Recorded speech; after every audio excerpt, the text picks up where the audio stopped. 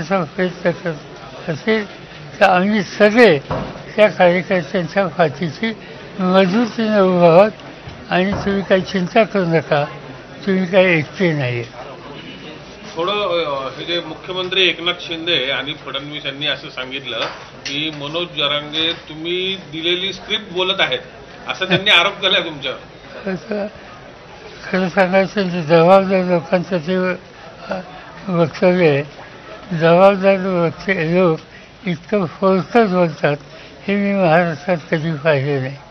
मी महाराष्ट्रामध्ये यशवंतराव चव्हाणांच्यापासून आजच्या मुख्यमंत्र्यांपर्यंत अनेक लोकांचं वर्तन पाहिलं. जरांगेच्या संबंधीचा माझा संबंध हा जर विचारात घेतला तर त्यांचं उपोषण सुरू झाल्याच्यानंतर त्यांना भेटायला पहिला मी गेलो होतो आणि त्यांना भेटून एवढंच सांगितलं की तुमच्या मागण्याच्या संबंधीचा अर्ज मी समजू शकतो, पण दोन समाजामध्ये अंतर वाढेल असं काही करू नका. महाराष्ट्राचं सामाजिक ऐक्य हे टिकेल अशी करा. तुमच्या वर्ताच्यासाठी अर्ज समजू शकतो, पण इतर समाजाच्या संबंधी कटुता ही योग्य दिसणार नाही. एवढं फक्त वादन त्यांचं संवाद झालं. त्यानंतर आज अखेर एका शब्दाने अजून त्यांचं बोलणं नाही ना भेट नाही.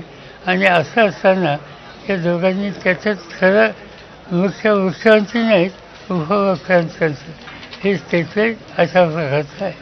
या सगळ्या याच्यामध्ये तुमच्या सोबत असणारे आमदार राजेश टोपे यांच्यावर सुद्धा आरोप लावण्यात आलेले आहेत. त्यांच्यावर सुद्धा 100% चुकीचं. मला माहिती आहे राजेश टोपेंची मदत राज्य सरकार घेत होतं हा प्रश्न सोडवाय, कारण त्यांचे शेजारी येते आणि त्यांनी निगोशिएट करावे आणि कुठेतरी मीटिंग पॉईंटवर आणायला प्रयत्न करावे असं काही जबाबदार लोकांनी टोपेंना सुचवलं होतं याची माहिती मला आहे. आणि त्यामुळे त्यांचा आरोप करणं, एका बाजूने त्यांची मदत घेणं आणि दुसऱ्या बाजूने त्यांचा प्रहार करणं ही जर भूमिका असेल तर उद्या काही प्रश्न निर्माण झाले तर राज्य सरकारची सुसंवाद कोण ठेवेल, कोण त्यांच्या विश्वास आवश्यक आहे. SIT नेमा, सुप्रीम कोर्टचा जज नेमा आणि काय असेल ती चौकशी करा. आमची काही काही कळत नाही त्याला दर कसा, संबंधच नाही.